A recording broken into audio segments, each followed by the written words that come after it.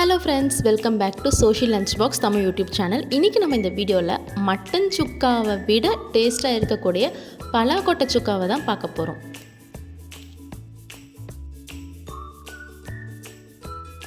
First ஒரு பவுலில் நான் இப்போ கொஞ்சம் பலாக்கொட்டை எடுத்து வச்சுருக்கேன். இது நேற்று நைட்டே பார்த்தீங்கன்னா நல்லா தோல்லாம் உரித்து க்ளீன் பண்ணிட்டேன். ஏன்னா மார்னிங் டைம் இருக்காது அப்படின்றதுனால நைட்டே தோல்லாம் உரித்து க்ளீன் பண்ணிட்டேன். மார்னிங் எழுந்திரிச்சு இந்த மாதிரி தண்ணி ஊற்றி நல்லா அலசி எடுத்துக்கிட்டேன். நல்லா 1க்கு 2 வாட்டி அலசிட்டு இதை ஒரு குக்கரில் மாற்றிக்கிட்டேன். இதை குக்கரில் போட்டுட்டு கொஞ்சமாக உப்பு போட்டுட்டு தண்ணி விட்டு 2லேருந்து 3 விசில் விட்டு எடுத்துக்கோங்க. 70 to 80% வெந்திருக்கு அப்படின்றதுலாம் கிடையாது. 100% நல்லா வெந்து வரணும். அதேமாதிரி உப்பும் பார்த்திங்கன்னா இந்த கொட்டைக்கு தேவையான உப்பு மட்டும் போட்டுக்கோங்க, கொஞ்சமாக போட்டுக்கோங்க. ஏன்னா நம்ம தொக்குலையும் ஆட் பண்ணுவோம், அதனால் இதில் கம்மியாக போட்டுக்கோங்க. இப்போ இதை நான் 2லேருந்து 3 விசில் நல்லா விட்டு எடுத்துக்கிறேன். நல்லா வேக வச்சு எடுத்துக்கணும். இதை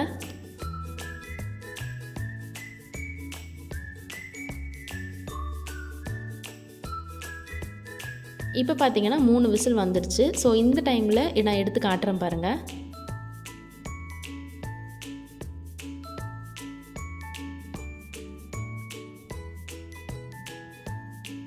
பாருங்கள், இந்த பலாக்கொட்டை நல்லா வெந்து வந்திருக்கு. உங்களுக்கே தெரியும்னு நினைக்கிறேன். நல்லா உறிஞ்சி இருக்குது பாருங்கள், நல்லாவே வெந்து வந்திருக்கு.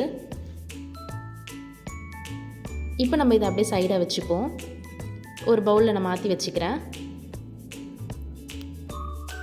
இப்போ அந்த பலாக்கொட்டை எல்லாத்தையுமே இப்போ நான் ஒரு பவுலில் நல்லா மாற்றி வச்சுக்கிறேன். நல்லா ஒரு அகலமான பாத்திரத்தில் மாற்றிக்கிறேன். இதை நீங்கள் சின்ன சின்னதாக நறுக்கி எடுத்தாலும் பரவாயில்ல, இல்லை 2ஆக நறுக்கி எடுத்தாலும் பரவாயில்ல. நான் இந்த மாதிரி பூண்டு இடிக்கிற கல்லை வச்சு நல்லா ஸ்மாஷ் பண்ணிக்கிறேன்.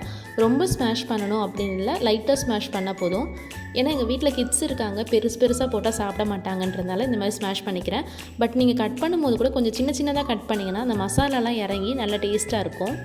முழுசாக போடாமல் இந்த மாதிரி நசுக்கி விட்டுக்கோங்க, இல்லைன்னா கட் பண்ணிவிட்டு யூஸ் பண்ணுங்கள். அடுத்ததாக அடுப்பில் ஒரு வாணலை வைக்கிறேன். பாத்திரம் நல்லா சூடானதுக்கப்புறமா ஒரு 3லேருந்து 4 ஸ்பூன் அளவுக்கு எண்ணெய் நல்லா தாராளமாக விட்டுக்கணும்.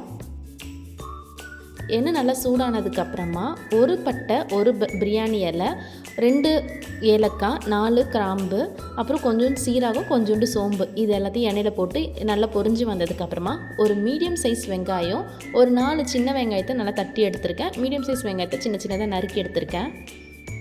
இதை நல்லா எல்லாம் ஒன்று சேர வதக்கி விட்டுக்கோங்க. வெங்காயம் நல்லா கண்ணாடி பதம் வந்ததுக்கப்புறம், நல்லா வதங்கி வந்ததுக்கப்புறம் ஒரு மீடியம் சைஸ் தக்காளி எடுத்து நான் கட் பண்ணி வச்சுருக்கேன். அதை இதோடு சேர்த்து நம்ம ஆட் பண்ணி நல்லா வதக்க போகிறோம்.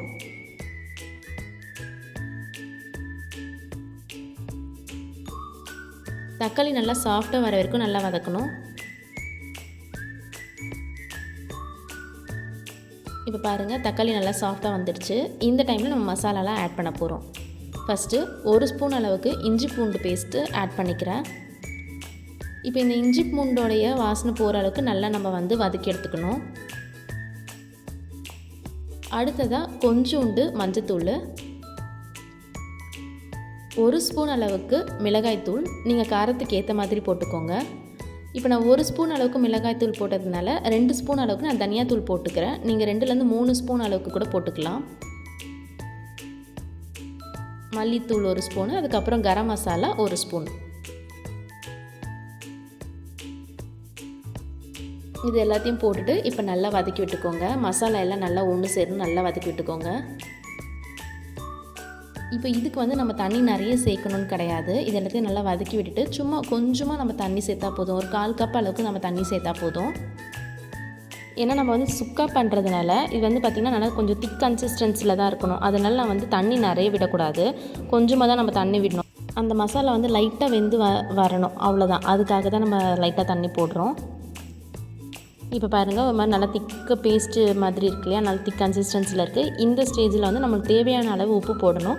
நம்ம ஏற்கனவே அந்த மொச்சக்கொட்டை வேக வைக்கும்போது நம்ம உப்பு போட்டிருப்போம், அதனால் பார்த்து உங்களுக்கு தேவையான அளவுக்கு உப்பு சேர்த்துக்கோங்க.